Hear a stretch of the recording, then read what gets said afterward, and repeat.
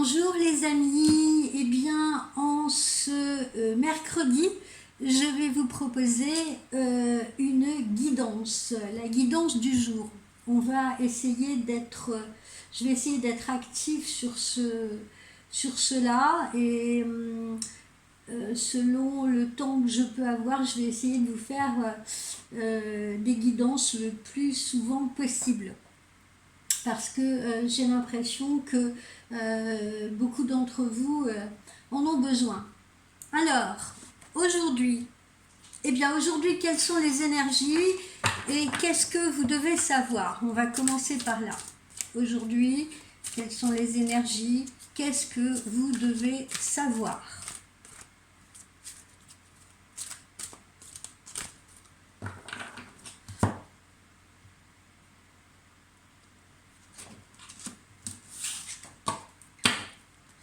Alors, d'abord, on vous dit aimez votre corps.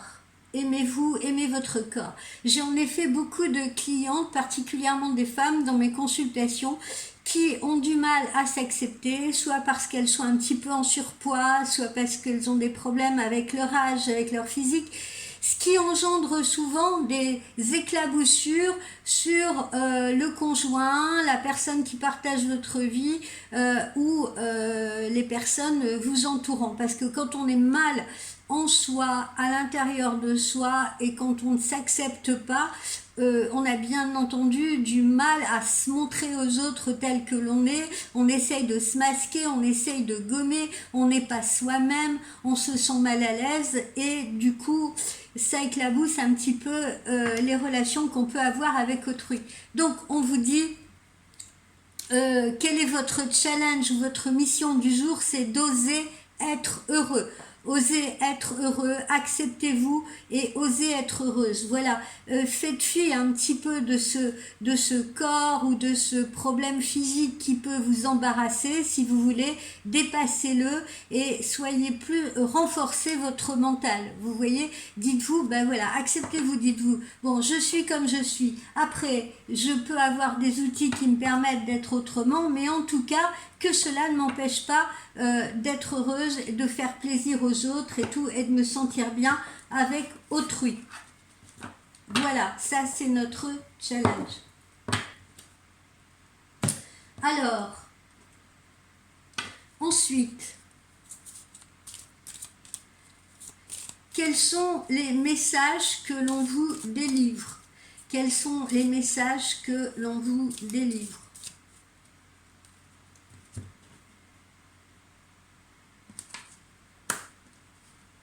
Ah, voilà, la toilette. Alors, je ne suis pas en train de dire que voilà, vous êtes sale et qu'il faut prendre une douche, mais justement, le chat prend soin de lui. Hein. On a cette image de chat, le chat prend soin de lui. La toilette, voilà, c'est se nettoyer dans tous les sens du terme. Pas seulement prendre sa douche le matin pour se sentir bien, mais aussi faire du nettoyage en soi et autour de soi. Alors, c'est comme un grand nettoyage de printemps. Hein. Il faut commencer à prendre des bonnes résolutions. Si vous n'aimez pas ce corps, etc., il faut commencer à prendre des bonnes résolutions. Et c'est comme un grand nettoyage de printemps qu'il faut opérer. Alors, il faut vous préparer à l'hivernage. Ce sont des pratiques qui ont été perpétuées depuis toujours par nos grands-mères, par nos arrière-grands-mères. Et ça n'a rien d'anodin. Commencez... Parce que voilà, souvent se sentir mal à l'intérieur de soi, se sentir mal à l'extérieur de soi, ça signifie que, bah tiens, il faut peut-être en profiter pour changer de garde-robe. Il faut peut-être en profiter pour déstocker ce qu'on a dans nos armoires qui ne nous va plus, qui nous boudine par exemple, qui ne nous mettent pas au mieux de notre apparence, d'accord? Ces vêtements-là, aussi par exemple, si à un moment donné on faisait du 38 et qu'on est passé au 42, ces vêtements-là peuvent nous parasiter émotionnellement, peuvent nous rendre nostalgiques et mélancoliques. On peut se dire, ah ben tiens, à cette époque, je rentrais dans du 38, maintenant je n'y rentre plus, ouh, et on se met à pleurnicher. Non, voilà, il est temps de nettoyer les armoires, il est temps de donner les vêtements qui ne vous vont plus, gardez tout de même un modèle, par exemple, de votre 38 dans lequel vous ne rentrez plus, gardez un modèle, gardez un élément, parce que ça peut également vous booster pour revenir à une taille plus proche de celle-ci. D'accord? Ça peut être un challenge. Bon, alors, donc on a dit, profitons-en pour faire la toilette. Ces pratiques qui sont perpétuées justement depuis la nuit des temps par nos aïeuls.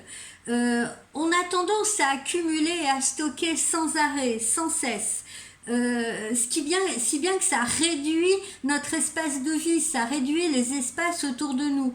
Et l'espace, on en a besoin pour respirer, on en a besoin pour mettre de l'ordre.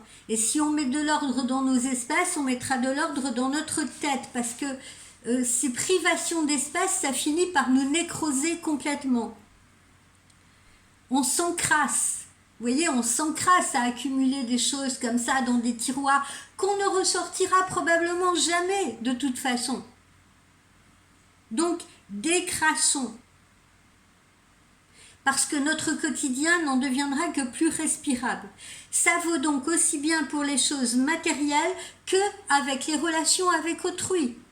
Ça veut dire que si vous avez des gens autour de vous qui sont là à vous polluer, qui ne vous demandent même pas comment vous allez et qui sont là tous les jours à se complaindre, à faire la complainte de ce qui ne va pas chez eux, à déverser tout ça en vous, toutes ces énergies négatives en vous, ce ne sont pas de vrais amis, ce ne sont pas des personnes qui sont bonnes pour vous, ce sont des personnes qui vont vous tirer encore plus vers le bas. Donc faites également un nettoyage relationnel, que ce soit au niveau de votre entourage, que ce soit au niveau peut-être d'une relation toxique, que ce soit au niveau de vos enfants s'ils sont ingrats, je veux dire remettez-les un petit peu aussi à leur place, que ce soit au niveau des collègues de travail, ne vous laissez pas plomber mentalement, moralement. Alors faites le grand ménage au quotidien, faites le ménage au quotidien et faites de temps en temps le grand ménage. Peut-être une fois par mois, faites un grand ménage autour de vous. Voilà, regardez si vous n'avez pas restocké des choses inutiles, nettoyez vos placards à fond, nettoyez votre maison à fond. Considérez tous les aspects de votre vie un par un, profitez-en pendant ce nettoyage. Voilà, considérez tous les aspects de votre vie un par un. Donc commencez par le matériel, commencez par votre maison, puis ensuite commencez par vos biens, ce qui vous appartient, hein. Ça peut être des robes, des sacs, des chaussures que vous ne mettez plus, des objets que vous ne voulez plus. Donc peut-être, c'est l'occasion peut-être de faire une brocante, un vide-grenier ou de les déposer dans une ressourcerie. Et puis, faites également le ménage dans votre famille, parce que c'est pareil, hein, on peut avoir des membres de la famille, parfois il vaut mieux couper les branches hein, que de se traîner des boulets qui vont sans arrêt vous critiquer par derrière, etc., qui vont pas forcément être sympas. Donc, dans la famille, dans les amis, encore une fois, dans les proches et dans les collègues. Donc, faites un grand ménage. Nettoyez donc tout ce qui stagne, tout ce qui est superflu, faites-le vite pour mieux respirer. Voilà, et vous verrez que vous vous sentirez mieux déjà à l'intérieur de vous et que de l'intérieur, eh bien, vous aurez envie de passer à l'extérieur. C'est-à-dire que vous vous direz, bah tiens, maintenant que j'ai tout nettoyé, voyons, je vais acheter des vêtements qui me sont plus appropriés, dans lesquels je me sens mieux, dans lesquels je me sens plus confortable. Alors, là, je fais un petit stop. Acheter des vêtements plus confortables ne veut pas dire se planquer, même si c'est la mode de certains pulls oversize, etc. Vous pouvez, je ne vous empêche pas d'acheter des pulls oversize, mais achetez-les et portez-les de manière sexy. Je veux dire, on peut par exemple dénuder une épaule, mettre un petit débardeur dessous, voilà, laisser une épaule apparente, etc. Donc, il y a des façons de le porter. Ça aussi, c'est le nettoyage de vos comportements. Il y a des femmes qui sont très rondes et qui sont très sexy. D'accord? Non, mais je le dis parce que j'entends ça aussi au quotidien. Bon, poursuivons. Alors, quelle peut être la bonne surprise du jour? Quelle peut être la bonne surprise du jour?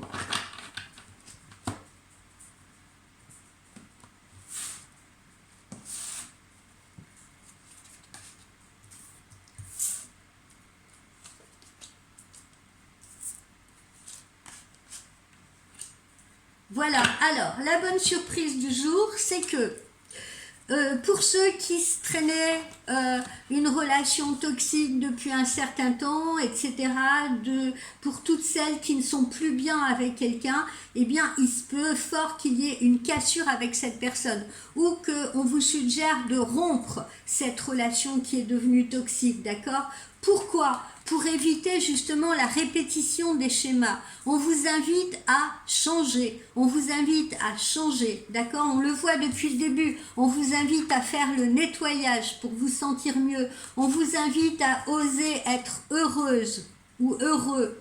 On vous invite pour ce faire à balayer, à passer un grand coup de balai dans tout ce qui vous encombre, à nettoyer autour de vous dans tous les domaines.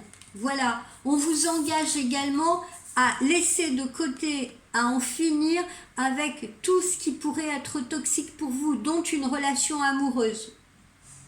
Ça peut être aussi des relations amicales ou pseudo-amicales, d'accord? Il est temps également de faire un grand ménage et de ne pas continuer, de mettre un stop à tout ce qui peut vous perturber, vous rendre malade, vous faire prendre du poids, parce que parfois aussi les prises de poids, ça peut être relié au mental, voilà. Et puis on vous encourage à éviter la répétition des schémas. Ne vous remettez pas sans cesse dans les mêmes poupées russes. Réfléchissez. Et la bonne nouvelle, c'est que tout bouge à partir de maintenant. On l'avait déjà vu un petit peu dans les tirages, hein, cette période automne-hiver est vraiment une période de changement et de changement positif. Donc tout bouge maintenant. Voilà, ça c'est la bonne surprise. Alors,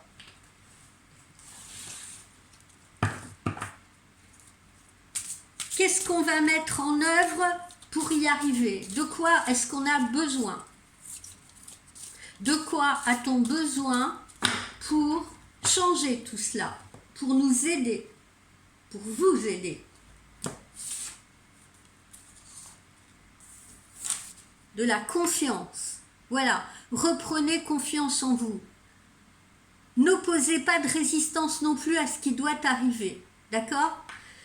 La confiance, ça part, encore une fois, du fait d'aimer son corps tel qu'il est actuellement, voilà, de s'accepter. Dès lors qu'on a accepté, on peut appuyer sur le bon levier. S'accepter, c'est pas forcément essayer de rentrer dans des robes ou des pulls qui ne nous vont plus, c'est accepter de porter la bonne taille pour soi. Et puis après, on peut actionner. Mais porter la bonne taille pour soi, eh bien, vous paraîtrez beaucoup plus jolie à l'extérieur que de voir des petits bourrelets disgracieux qui apparaissent dans un vêtement trop petit. Ça, c'est pour les vêtements. La confiance, ça passe aussi par les gens qui vous descendent, par les gens qui sont incapables de reconnaître vos qualités, votre potentiel, par les gens que vous aidez, que vous soutenez sans cesse et qui sont incapables, eux, de franchir une flaque d'eau pour vous, alors que vous traversez un océan pour eux. Je parle aussi bien dans les relations amoureuses que les relations amicales, que les relations même professionnelles. Donc, retrouvez votre confiance en vous. Voilà, c'est important. Quoi d'autre? La vitalité. Il est temps de changer vos habitudes. Alors là, hein, je vous dis, c'est l'énergie du jour. Hein. Aimez votre corps, osez être heureux. Ça passe également par changer certaines de vos habitudes. Changer certaines de vos habitudes, ça veut dire quoi? Ça veut dire par exemple opter pour une meilleure alimentation. Puisqu'on est en train de parler du corps, je reste sur ma guidance d'aujourd'hui. Opter pour une meilleure alimentation. D'ailleurs, toutes celles qui voudront... j'ai un coach, c'est un garçon qui est un pluri-champion du monde de boxe. Il me suit au quotidien, je veux dire que ce soit dans le domaine du sport ou dans le domaine justement de l'alimentation. Et ce garçon m'a fait un programme de rééquilibrage alimentaire, mais c'est un programme qui s'adresse à tout le monde. Hein. Je veux dire, c'est un programme qui peut s'adresser à tout le monde. C'est la base d'une bonne alimentation, si vous préférez. Si vous le souhaitez, n'hésitez pas à me contacter par mail parce que je peux vous adresser ce menu type, si vous voulez. Voilà, à savoir...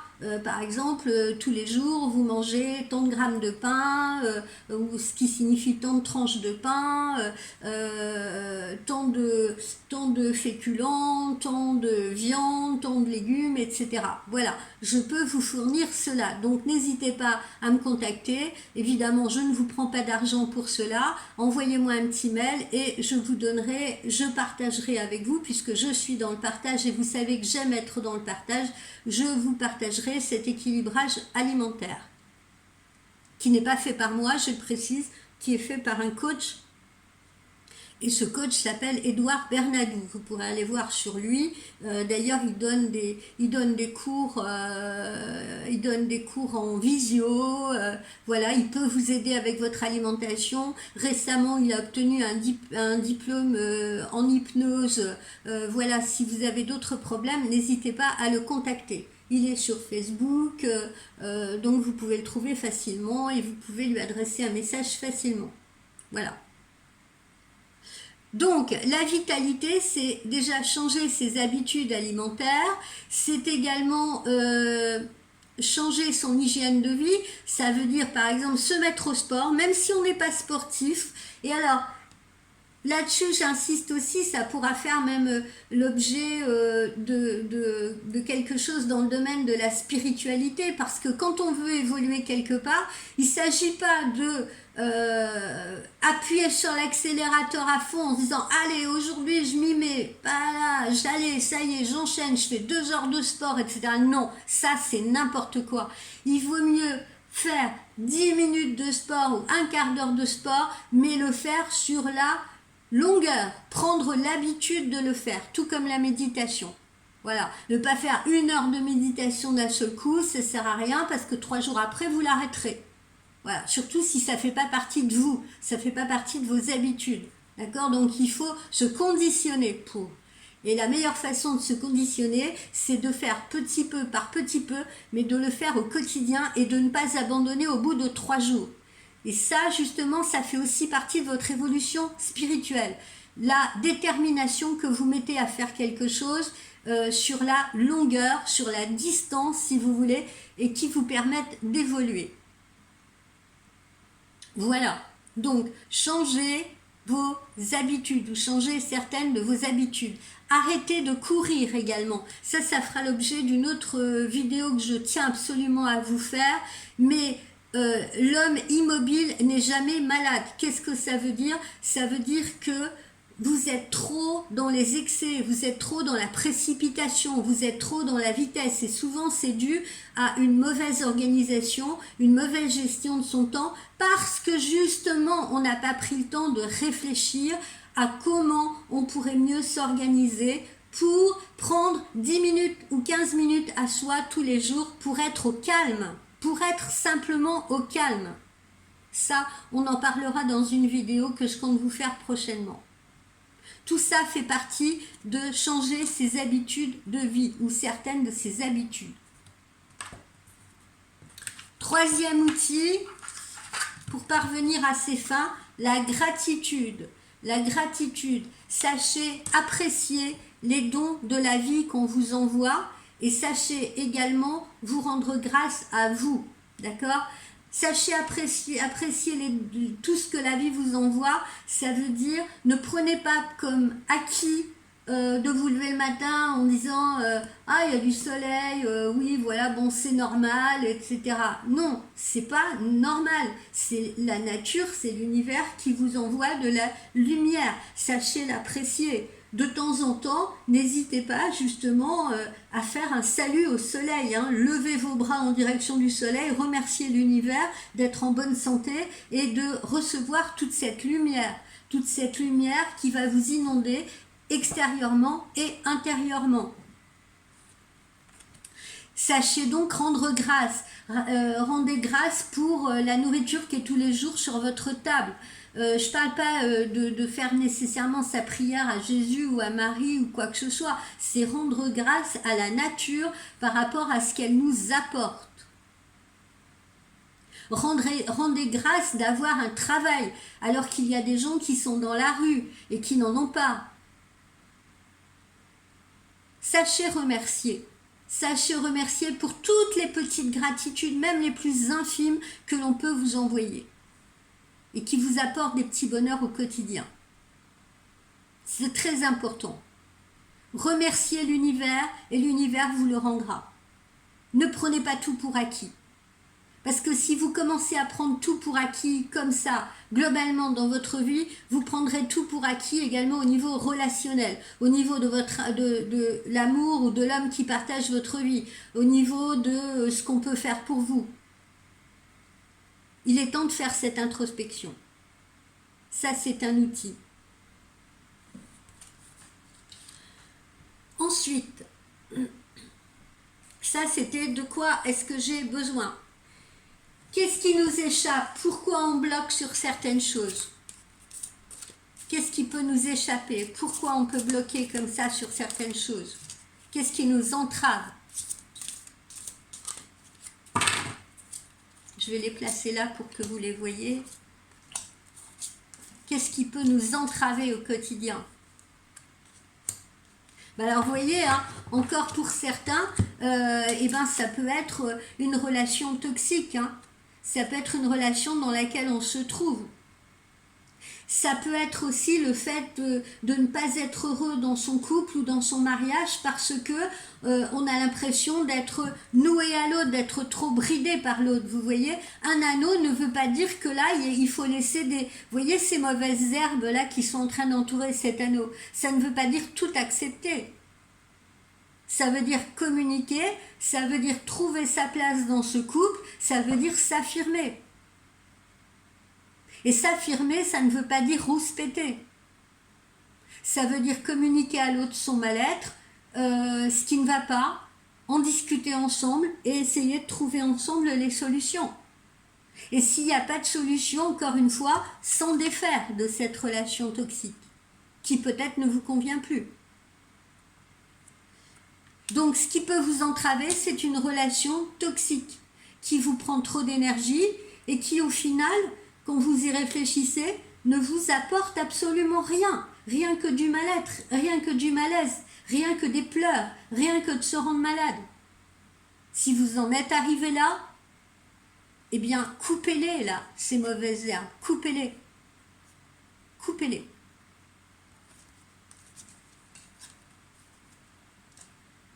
Alors, quoi d'autre ? Qu'est-ce qui vous entrave ?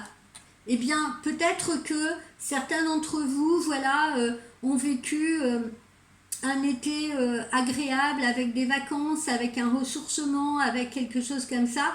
Et puis là, on rentre dans une autre phase qui est l'automne-hiver, qu'on accepte moins parce que ça rend morose de retourner au travail, ça rend morose de reprendre son activité, ça rend morose de ne plus passer de temps avec l'autre ou avec ses enfants parce qu'on va être accaparé par autre chose.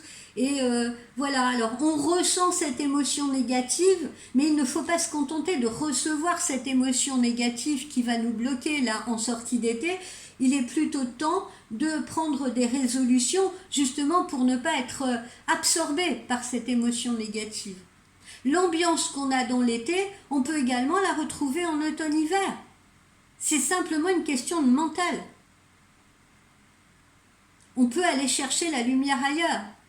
On peut même, tiens, aller chercher faire des séances de luminothérapie, acheter des ampoules de luminothérapie à la maison, prendre l'air, sortir.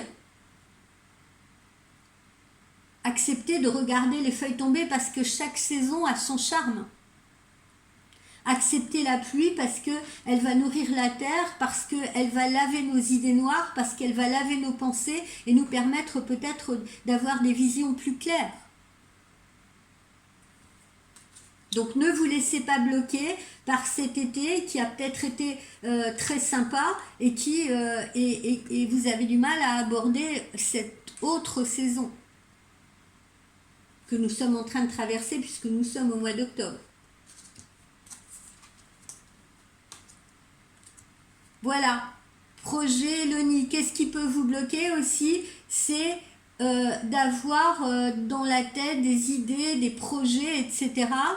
Particulièrement au niveau de la maison, semble-t-il, et de vous sentir frustré parce que vous vous dites ah, je ne pourrais pas les réaliser, etc.